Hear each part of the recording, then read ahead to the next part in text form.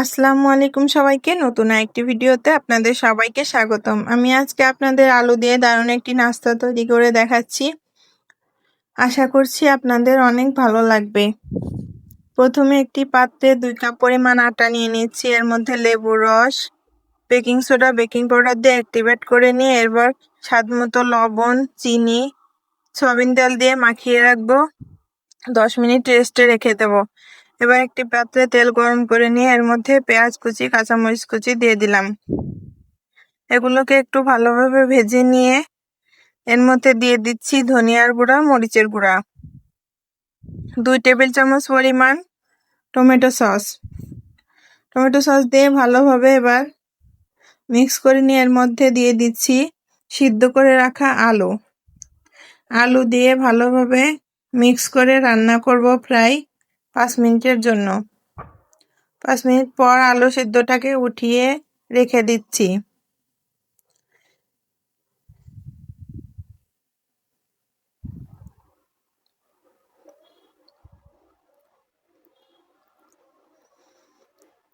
এবার রুটি বানাতে চলে আসলাম। বড় একটা রুটি বানিয়ে এর মধ্যে একটা বাটি বসিয়ে দিচ্ছি। বাটি বসিয়ে এবার চারপাশে আমি আলুর পুরটা দিয়ে দেব। আলুর পুর দেওয়া হয়ে গেলে এবার বাটিটা উঠিয়ে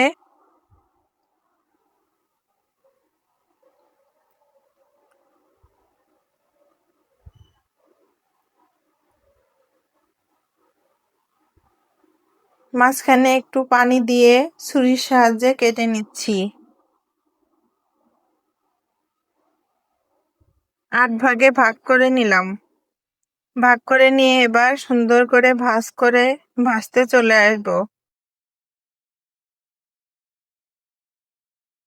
আপনারা চাইলে অল্প তেলে ভাজতে পারেন, আবার ডুবো তেলেও ভাজতে পারেন। এভাবে অল্প তেলে ভাজলেও খেতে বেশ ভালোই লাগে।